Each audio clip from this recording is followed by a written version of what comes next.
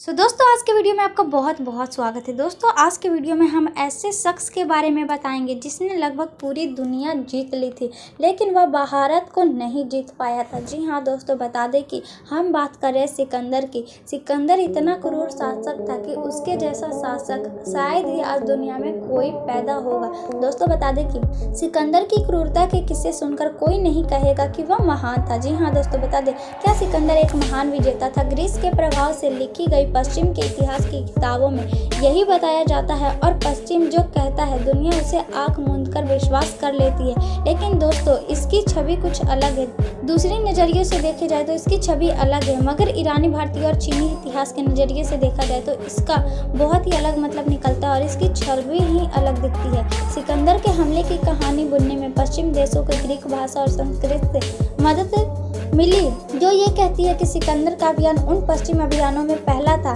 जो पूरब के बर्बर समाज को सभ्य और सांस्कृतिक बनाने के लिए किया गया था। जबकि हकीकत तो यह है कि भारत में एक भी ऐसा राजा नहीं हुआ जिसने विदेशी धरती या दूसरा राज्य पर आक्रमण कर क्रूरता की सभी हदें पार कर दी हो।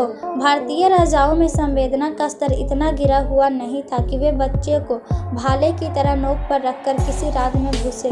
आओ जान लेते हैं कि सिकंदर की क्रूरता के कारनामे। सिकंदर एक छोटे से देश यूनान के राज्य मैसेडोनिया, जो कि मकदूनिया के नाम से जाना जाता था, का शासक था।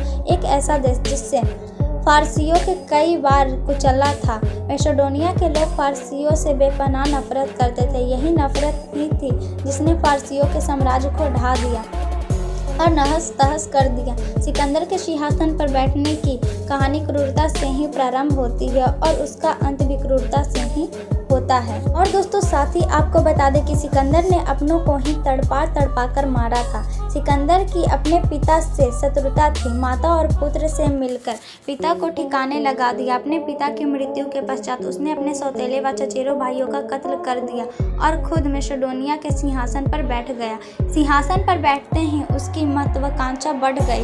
इतिहासकारों के अनुसार सिकंदर एक क्रूर, अत्याचारी और शराब पीने वाला व्यक्ति था। सिकंदर ने अपने शत्रु या मित्रों तक के साथ अनेक सहयोगी को भी उनकी छोटी सी भूल से रुष्ट होकर तड़पा कर मारा था। इसमें उसका एक योद्धा वशुष, अपने भाई का भाई क्लीटोस और परमीनियन आदि का नाम उल्लेखनीय है। फारसी इतिहासकारों के अनुसार सिकंदर क्रूर और हत्यारा व्यक्ति था, ना कि वह महान था। एक बार किसी छोटी सी बात पर उसने अपने सबसे करीबी मित्र क्लीटोस को मार डाला। अपने पिता के मित्र परमीनियन, जिनको गोद में सिकंदर खेला था, उसने उनको भी मरवा दिया। प्रसिद्ध इतिहासकार एरियन लिखते हैं, जब बैक्टेरिया के राजा वशुष को बंदी बनाकर लाया गया था, तब सिकंदर ने उनको कोड़े लगवाए और उनकी नाक कटवा डाले।